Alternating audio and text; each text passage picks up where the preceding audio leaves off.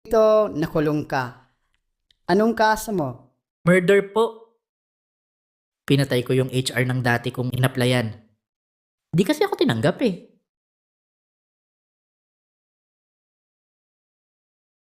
Tanggap ka na. Sabi dito, mabilis ka raw sa math. Tama po kayo. Mabilis ako sa math. Sige nga, 31 times 17. 47. Ang layo naman ng sagot mo. Pero mabilis.